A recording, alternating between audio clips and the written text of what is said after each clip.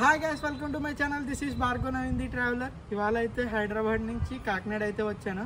కాకినాడ ఎందుకు వచ్చానంటే ఎలక్షన్ కదా, ఎలక్షన్కి ఓటింగ్ అని చెప్పి అయితే వచ్చాను. అండ్ అలాగే మన హైదరాబాద్లో బీచ్ అయితే లేదు, అండ్ మన కాకినాడలో బీచ్ చాలా అయితే మిస్ అయ్యాను నేను. నాతో పాటు మీకు కూడా మన కాకినాడ బీచ్ ఎలా ఉంటుందో చూపిస్తాను. అండ్ మీతో అంతా వీడియోలో మాట్లాడుతున్నాను. రండి.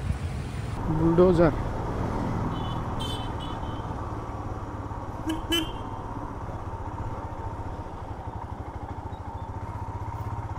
సో హాయ్ అందరికీ.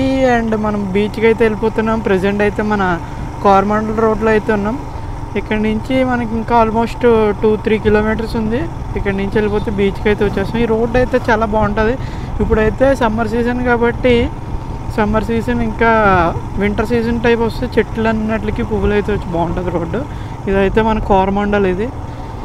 అండ్ ఇక్కడ నుంచి ఏంటంటే మనకి ఇప్పుడు మీరు చూస్తున్న ప్రతి ఒక్కరు ఇది ఏ బండి అని అయితే కామెంట్ చేయండి నేను చూపించే వరకు. అండ్ ఇప్పుడు ప్రజెంట్ వీడియో చూసినప్పుడు అయితే కామెంట్ చేయండి.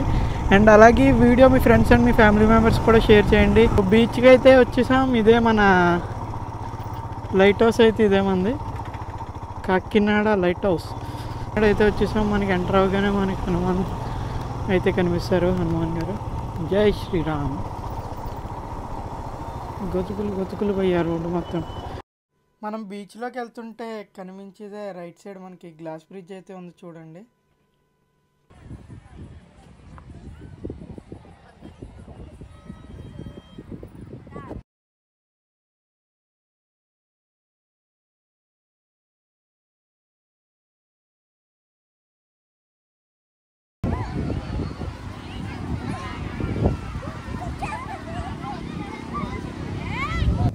బీచ్లోకి ఎంటర్ అవగానే మనకి ఇక్కడైతే ఇదేదో వెహికల్ అయితే కనిపించింది. ఇదేంటో మీకు తెలిస్తే కామెంట్ అయితే చేయండి. నేనైతే ట్రై చేశాను, ఎక్స్పీరియన్స్ మీతో కూడా షేర్ చేసుకుంటాను. రండి.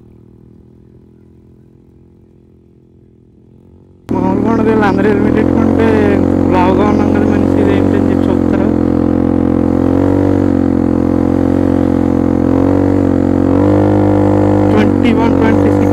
దొల్లపట్టేద్దాం మనం.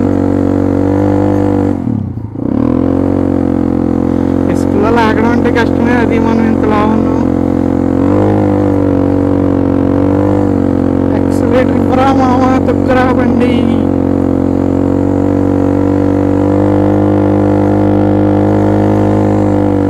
మామ మామూలు కాదు, ఫుల్ క్రేజీ ఉంది. ఇప్పుడు దాకా మనం కాకినాడలో అలాంటి ఎక్స్పీరియన్స్ చేయలేదు. కాకినాడ వస్తే ఇలాంటిది ఎక్స్పీరియన్స్ చేయండి. బండిలో ఇది ఎగ్జాస్ట్ బండి పెట్టుకుని ఒకటి కుక్కల వెనకాల ఈ జెండా దగ్గర నుంచి టర్నింగ్ అయితే కొట్టాలి. కొడేద్దాం తెలుసు కదా, జీరో కట్టే మనం కొట్టామంటే.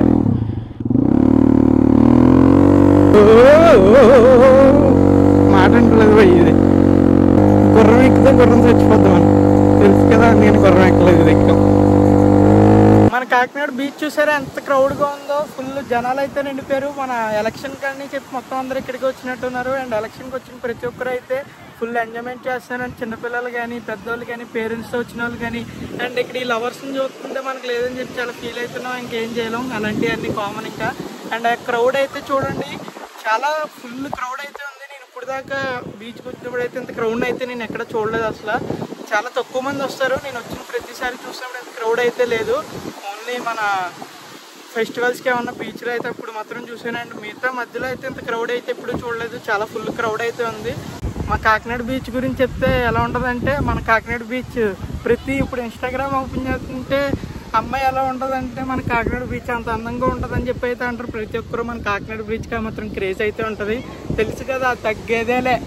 మనకి బీచ్లో అయితే మ్యూజియం అయితే ఓపెన్ చేశారు. ప్రజెంట్ నేను వెళ్ళినప్పటికైతే క్లోజ్ చేసి ఉంది.